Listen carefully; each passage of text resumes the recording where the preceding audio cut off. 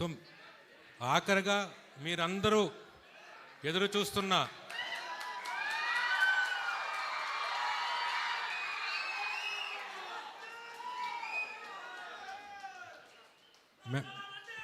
మనందరి మెగాస్టార్ గారు చిరంజీవి గారు ప్రసంగించవలసిందిగా కోరుతూ మీరందరూ దయచేసి ఒక్కసారి నిశ్శబ్దంగా ఉంటే, ఒక్క 30 క్షణాలు నిశ్శబ్దంగా ఉంటే, మీరు ఇందాక నన్ను అడిగినట్లు మీ అందరి తరపున కోట్లాది మందికి తీరని కోరిక ఒకటి ఉంది. అది సవినయంగా మీ అందరి తరపున చిరంజీవి గారిని ఒక్కసారి విన్నవించుకుంటా. సార్, మిమ్మల్ని ఒక్కసారి ముట్టుకోవచ్చా?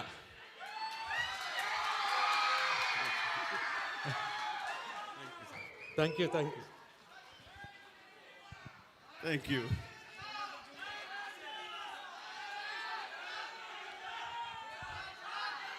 సభకి నమస్కారం.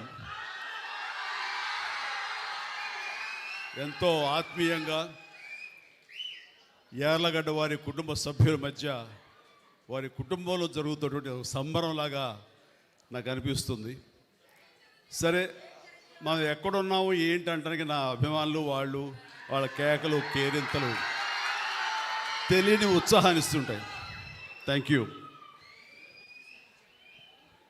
ఇక్కడికి బయలుదేరి వచ్చే ముందు వైజాగ్కి మా ఆవిడ నా బ్యాగ్ సర్దుతూ, ఏమండి ఏమేమి బట్టలు పెట్టాలి అంటూ కొన్ని డెనిమ్స్ ప్యాంట్లు, కొన్ని జీన్స్ అవి పెట్టింది. చూడగానే నాకు మిత్రులు యార్లగడ్డ ప్రసాద్ గారు, ఆయన ఆంగికం, ఆయన వేషధారణ, తెలుగుదనం గుర్తొచ్చిన తర్వాత మనం డెనిమ్స్ ప్యాంట్లోని వాటికి వెళ్తే చాలా అసహ్యంగా ఉంటుంది, పంచి కట్టుకుని వెళ్తే ఎలా ఉంటుందని. మీరా పంచా ఎప్పుడు కట్టలేదు కదా అంటే, నిజమే, నేను ఎప్పుడు ఇలా పంచి కట్టుకుని ఏదో ఇంట్లో కూర్చొని పూజ చేసుకుంటున్నానేమో కానీ ఇలా బయట సభలకు వచ్చి ఇట్లా మాస్ పబ్లిక్ ముందు ఎప్పుడు నిలబడలేదు. కానీ జాగ్రత్త అంటే ఎప్పుడైనా అలవాటు లేక తడబడి కాలు జారుతారేమో అంది. కాలు జారటమా ఏంటి భాష? తడబడి పడతారేమోనని. పర్లేదు, ఎవరో పక్కన ఉంటే పట్టుకుంటాను అన్నాను. సరే, అయితే ఆ రకంగా ఈ రోజున ఇది వేసుకుని వచ్చాను. వచ్చిన దగ్గర నుంచి చిన్న టెన్షను, వెనకాల ఏదో కొంచెం లూజ్ అయినట్టుంది నాకు, ఊడిపోతుందేమోనని మన కృష్ణదేవరాయలు గారు చెప్తాను. నేను వెళ్ళి వచ్చాము వెనక చూస్తుంటే, బాబు ఏదైనా జారిపోతే చెప్పి సర్దించుకుంటారని చెప్పేసి.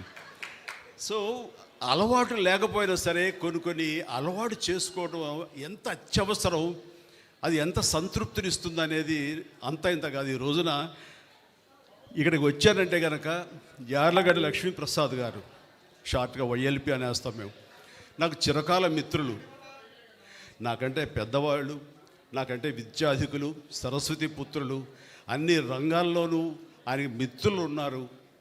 ఆయనకు విశేషమైనటువంటి ప్రజాభిమానం ఉంది. ప్రపంచవ్యాప్తంగా తెలుగు వాళ్ళు ఎక్కడికి వెళ్ళినా సరే వైఎల్పి గారిని చూసి అభిమానించిన వాళ్ళు, ఆయన చూసి ఆకట్టుకునే వాళ్ళు ఎవ్వరు ఉండరు. అలాంటి అత్యద్భుతమైనటువంటి పర్సనాలిటీ ఆయన.